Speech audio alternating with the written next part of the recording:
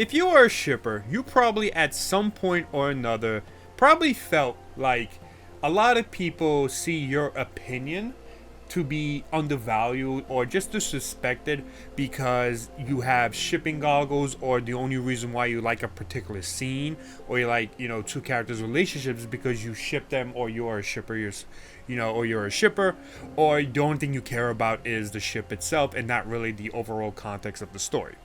And it happens in any fandom. Honestly, I've experienced it as a One Piece fan. I've experienced it as a Final Fantasy fan. I've experienced it as a, My Hero Academia fan, right?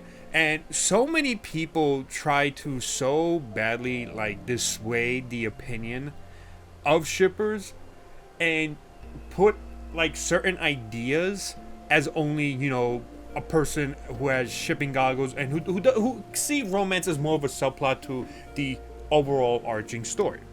And this video I want to focus specifically on Final Fantasy VII because this is where I've at least experienced it a lot more recently, specifically in, a lot of people thinking about what will happen in Part 3. Part 3, it has been discussed by so many people. What is the live stream? What will happen in Part 3? What events will happen in Part 3? Right? What things will Square Enix change in Part 3? And for some strange reason, a big topic of, where the biggest change will happen is the live stream sequence. And as many of you know, people who, ship Cloud and Tifa regard, that moment, that sequence as, a huge moment for the ship because of what it represents. However, that sequence itself represents a lot in terms of the overall arching story of Final Fantasy VII, because without that sequence, Cloud doesn't recover his identity, and they don't go and stop Sephiroth so that Aerith can eventually use a live stream to stop Meteor. This live stream sequence is by far one of the most important sequences in the entire game. It is my personal favorite sequence, and apparently it's also the dev's favorite sequence as well. I understand where people are coming from when they think that, the live stream sequence isn't all just about, Cloud and Tifa. It's not a shipping moment. It's only not a shipping moment, and thus that's why when people talk about like changing the live stream sequence up, maybe adding a new character, or making the sequence tackle more of Cloud's mentality and mental state even further with other things such as, Aerith's death that we experienced in Final Fantasy VII Rebirth. I made several videos of this, of why the live stream sequence should stay the same. And a lot of people who ever try to argue that it should stay the same always seem to get the argument that, oh, you only want it to stay the same because you're a shipper. That's not what the live stream sequence is all about.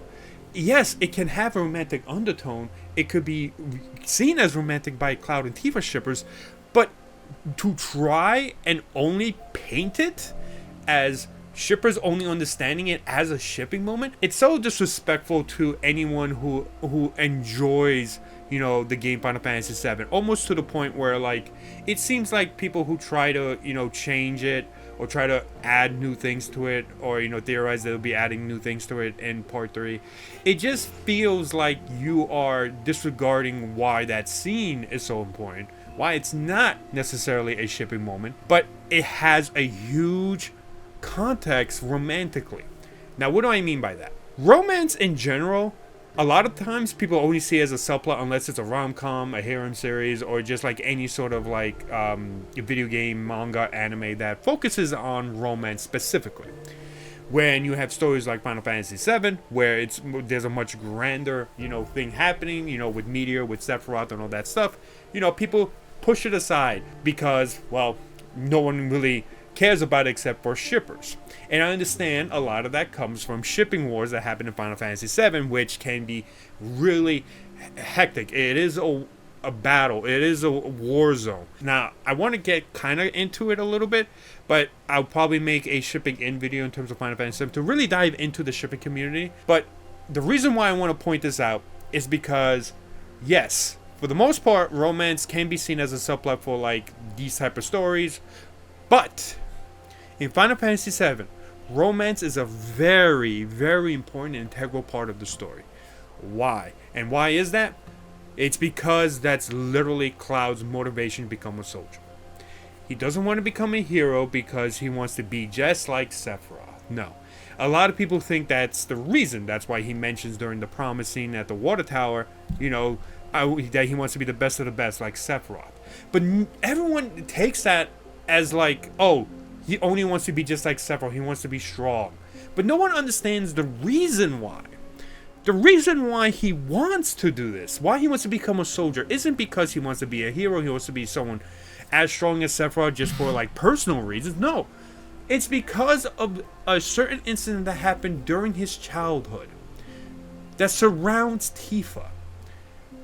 During the incident at Mount Nebo, after Tifa, is going through a lot because of the death of her mother, decided to go to Mount Nebo.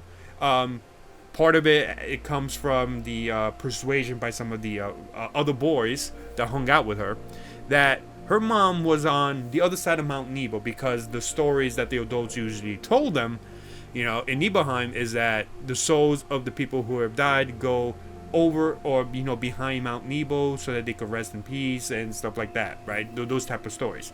And Tifa, at this point where she has just been stricken with so much grief because she cared so much about her mother and she died because of an illness, Tifa decided she was not in the best mental state of mind to go and see her mom at Mount Nebo.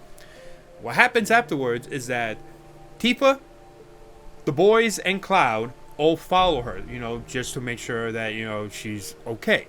The boys leave because they start getting scared, right? And leave Tifa by herself, except for one individual, Cloud. Cloud continues to pursue her to try and, persuade her to stop going there because it can be very dangerous. We see that in Rebirth, in the live stream, the small live stream sequence in the Gongaga chapter where, Cloud's like, Tifa, come back, it's dangerous, that whole sequence. And what happens next is that the bridge collapses or she falls. I forget how exactly it happened, but she does fall. Cloud jumps in to try and save her, but he's unable to do so. She gets knocked out. She, goes into a short coma. Cloud is just slightly injured. And he looks over at Tifa and sees her and is worried sick because he feels guilty that he was not able to protect her. Then the other villagers, Tifa's dad, come by to try and find them. They find him, and then they start blaming him because they believe, and because of what the boys told the adults, that Cloud was the one that kept leading her on, and that's what caused her to fall and get hurt. Right? Tifa at that point had no idea what exactly happened, and she lost most of her memories of that incident because she was in a coma.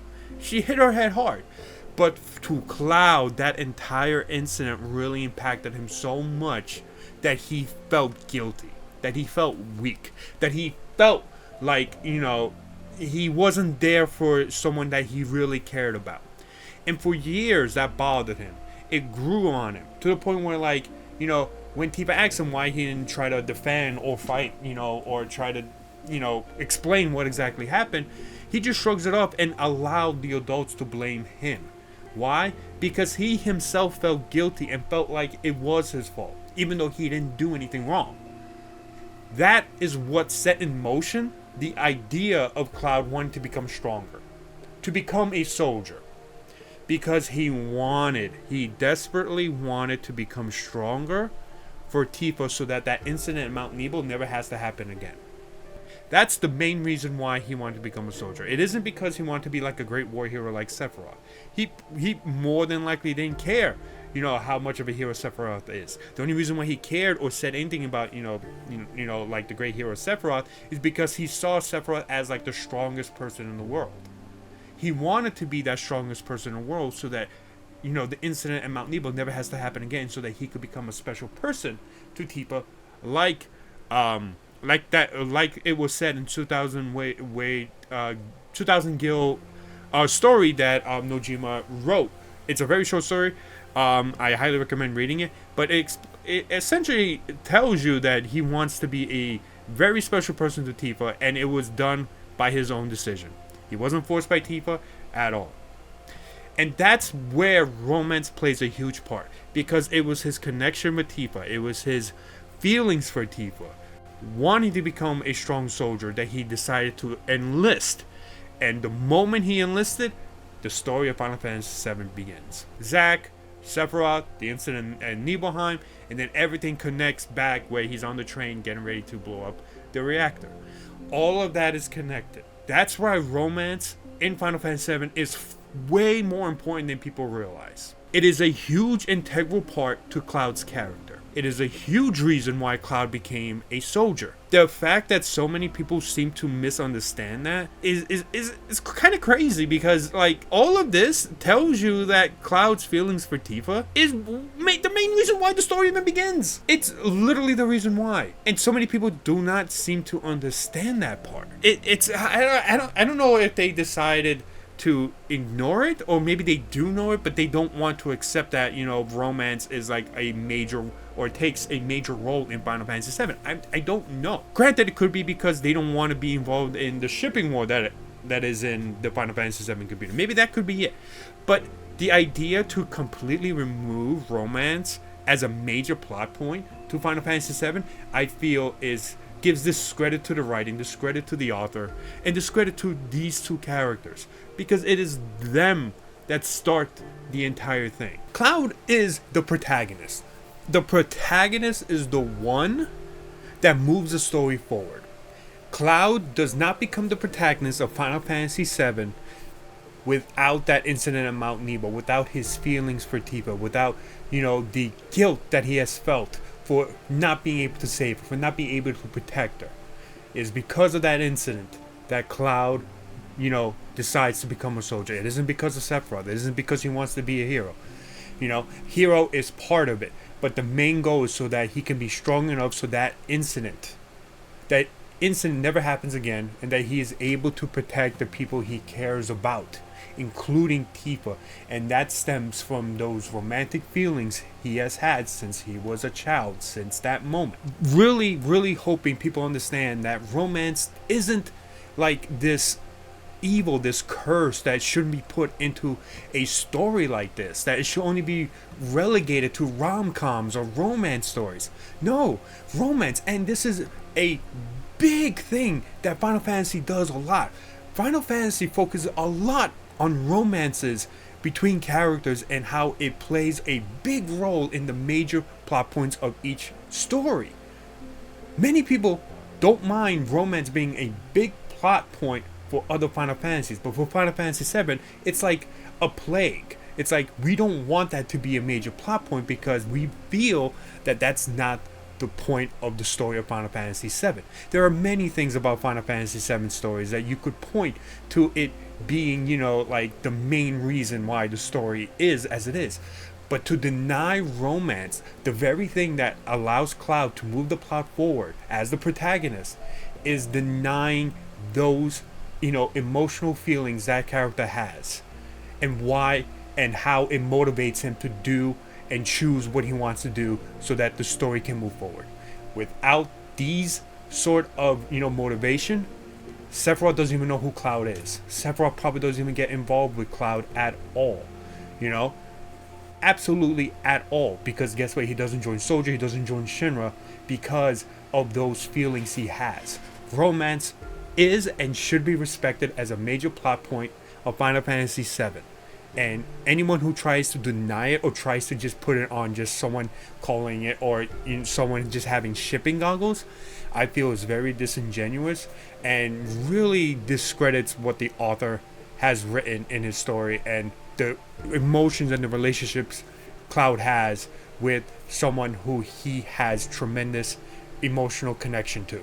So that is my point that I wanted to point out, that romance is a major plot point, and people who try to deny this, who try to use it as just shipping moment, I'm sorry, but it just feels like you're just trying to find, or trying to, you know, deny that as a major plot point for Cloud's character. And it's a shame, really, because I think romance in general for any story can be a huge plot point. So from all of that, this belief that the lifestream sequence, you know, that people only wanted to say the same are the shippers, is such a weird take, because it's not just about shipping. No one really takes it as a shipping moment, right? Sure, maybe Cloud and Tifa shippers do, right? Because it is essentially a romantic moment of Tifa finding the real Cloud. But it delves more into who these two characters are, who Cloud really is, because the whole purpose of the live stream sequence is to find Cloud's real identity, the real him, right? It's not about going through all the trauma he has experienced. It's not all about all the things that, like, him hiding the fact that Zack died, or that, hiding that Erit died because of what happened in the Rebirth's ending, right? It's not about that. That's not where that healing process or that realization comes from. It's not how it's depicted in the original game. Replay the original live stream sequence and you'll see that a lot of it has to do with the connection, the relationship between these two characters, and how Cloud's journey, how Cloud moved the plot of Final Fantasy along because of the Mount Nebo incident. His guilt of that moment of where he wanted to be strong, right? And after everything that happened with the Nibelheim incident with Sephiroth, right? He becomes messed up. He becomes, with the Mako poison, with Genova and all that stuff.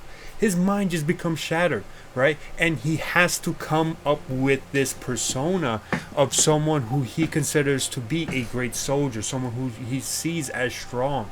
And he chooses Zack. So he does a lot of Zack's mannerisms. A lot of that stuff comes from the stories Zack probably told him as they were going to Midgard, right? Before Zack's death. A lot of that has to do with how he, becomes this soldier persona. But all of it is connected to that past, to that Mount Nebo incident, to why he originally wanted to become a soldier. Because he viewed Zack as the model soldier that he always wanted to be. It wasn't Sephiroth. It was Zack at the end of the day. And that role model, that version of Zack that he always wanted to be, and then he pretends to be, for the most part, in the story of Final Fantasy VII, is because he believes that will make him strong enough so that he could protect the people he cares about, Tifa, and everybody else. So the live stream sequence, adding new things to it, will not help Cloud at all. What people are trying to do with the live stream sequence at that point is trying to just heal Cloud completely. Like, just make him no longer feel guilt, no longer feel regret for what happened. Just automatically make him this perfect person. That's not what the live stream sequence is about. It doesn't heal him completely. Otherwise, you do not get that feeling of guilt and regret you see in Advent Children, which, again, and a lot of people have this belief that Advent Children is essentially a prequel to the remake project, when the devs have constantly said it leads to Advent Children. So the guilt he feels about Erit's death, about Zack's death, will be connected back to Advent Children after the remake project is over. It's not a prequel. It doesn't make any sense to be a prequel. The devs constantly tell you it's not a prequel, that it's going to be leading to Advent Children.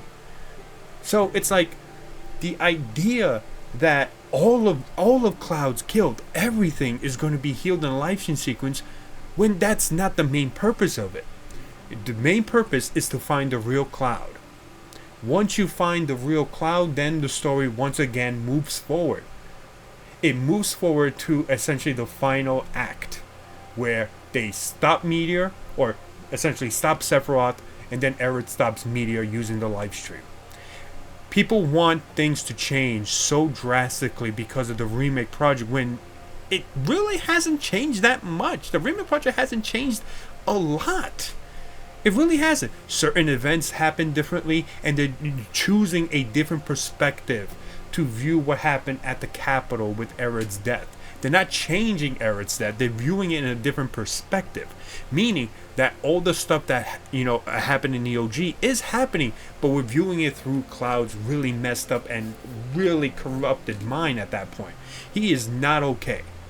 And we're viewing it through his perspective, which means we're getting a unreliable narrator in a sense. So it's not going to, all Cloud's troubles are not going to be fixed in a live stream sequence. But the main thing that's going to be fixed is that he's no longer going to have that persona that he believed so desperately that he believed he needed to be. You know, it's not. It's going to be him returning to who he originally was, who he wanted to be. The kid from Nibelheim. That's who's going to return. That's what the live stream sequence is about. It's why you don't see Aerith in a live stream sequence. The only reason why you see Zack in the live stream sequence is because it's part of one of those flashback or one of those memories of the Nibelheim incident. That's why he is there. Aerith will not be able to help him in this situation because she doesn't know who the real Cloud is. Right? They're going to add new stuff. I think they will because of the way they set up the chapter 9 scene where you see like Stargazer Heights as well in the background of Tifa's memories, right? Maybe they might expand on it. Maybe we might see more about Cloud's mom and the messages that we keep, not hearing what she says. Who knows? But all of that is going to be connected in the live stream sequence. It's not going to get rid of Cloud's guilt. He's going to realize, in my personal opinion, he's going to realize it at the North Crater, where everything just collapses around him, where everything he learns that has happened, that he believed was not true, all of a sudden becomes true. He believes he saved Aerith. He's going to find out the reality that he did not. It's going to send him crashing. It's going to become a very emotional moment because it just all falls apart at the North Crater. Just like in the OG. And that's how he essentially goes into a coma and lands, in Midale, where Tifa stays with him. And then that's when the life sequence eventually occurs. That's how it's going to happen. They're not changing that. They're not going to change that. I feel like people want it to be something different, when the reality is it doesn't have to be different. And nothing the devs have said will it change. It won't change. And he's not going to let just anyone inside his memories, inside his mind. Why? Because the area that they're in, right? Yes, their bodies fall into live stream, right? And the bodies are flowing in the live stream. The place where they go through all these memories of Clouds, that's in his own subconscious. That's the mind field. It's literally labeled and named the mind field. And it's a place where he doesn't just let anyone in. Because there's a lot of secrets in there that, while he doesn't hide really well when we play the game, he doesn't want anyone else to know. The only person he really just allows to enter is Tifa. Now, part of that could be from, this idea that he will be there always to save her. And right before, the life sequence begins, we see Tifa asking Cloud for help, and then he helps her by pulling her into his subconscious, where they handle the entire sequence. That's why having other characters like Aerith involved, or even actually having Zack involved inside the live stream sequence, doesn't make any sense, because Cloud has to let them in. Why would Cloud let them in and go deep into his mind, right? Why would they do that? The only person he allows in there is Tifa, and Tifa's the only one who really knows the real Cloud, because she's the one who grew up with him in Nibelheim, so she knows parts of the real Cloud. It's why this idea that, other people can get involved just seems like just people wanting more, something grander with the live stream sequence, right? When you don't need it. You don't need that. It doesn't lead to what happens in Avalon Children. Aerith and Zack don't know who the real Cloud is, so it's like, why are we trying to make it so much grander and add, people into situations where, they can just not do anything? Having, him revisiting or, re-seeing the moment where Aerith died and him putting her into the water, how is that going to find and help, Cloud realize who he really is, or, find his real identity? It's not going to help him, because his real identity is hidden in the past. Because that's where his real identity is. It's hiding there in the past, because that's the last time we ever see real Cloud's personality. We see glimpses of it throughout the story, right? We see glimpses, and it comes from, his interactions with, all the characters, not just Tifa, but all the characters. There's moments there where, we see the real Cloud show up whenever he's with Barrett or Aerith, But the real Cloud is hidden deep within his mind, and Tifa's the only one who is able to bring him and find him, because she understands what she requires of him to actually come out. And that's why I just do not see this whole thing with Aerith being involved in the life sequence as a thing in part 3, because she's not needed. it's not that, you know, the connection and the relationship with Cloud and Aerith is like not as strong. It's just that there's no need for her to be there if she doesn't or is not going to help her in any formal way. What you can do in this situation, and I mentioned I think this before in my other videos, is that you could have her reunite with Zack within the live stream while Cloud and Tifa are going through his subconscious to find the real Cloud. You could have Sephiroth trying to stop Tifa, because, you know, if Sephiroth is able to stop Tifa from finding the real Cloud, then his victory is guaranteed, whatever his plan is now. But if you have Zack and Aerith teaming up to stop him, to hold him off in another part of the live stream, and we know Sephiroth is in the live stream from the Gongaga chapter, you could have a reunion of both of them at that moment. Zack and Aerith reunite. Cloud and Tifa, the real Cloud, finally reunites with Tifa. That will be a much more, you know, more emotional moment, and it will really impact, or, you know, give you that reunion moment that we are hoping for, or at least, you know, normal fans are hoping for, because, you know, these characters have been separated from each other for a while. But I feel like so many people just misunderstand, you know, the lighting sequence, and that romance plays a major role, a very big plot point in the story of Final Fantasy VII, and people refuse it. People refuse it because they don't believe it's that important. That romance is never important in any story, when we have seen through many Final Fantasies that romance is a very huge part of the story. Like, you could look back at almost any Final Fantasy game and see that romance is a very huge plot point for a lot of them.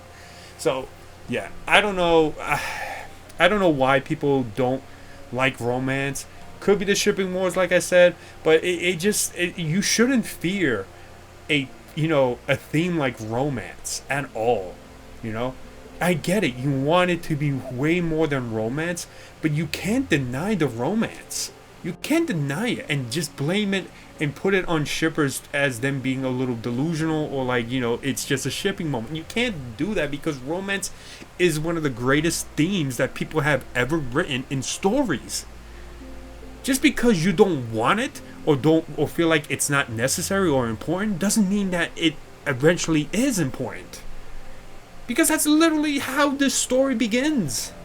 So, let me know what you think in the comments below, and thank you so much for watching. And like the video if you like it, dislike it if you didn't like it, and subscribe to the channel if you want to see more of my Final Fantasy VII takes and discussions. And yeah, this was a very interesting topic for me to cover, but I do believe that romance is a very big part of Final Fantasy VII, and I hope people begin to slowly realize that. So thank you again, and I'll see you guys next time.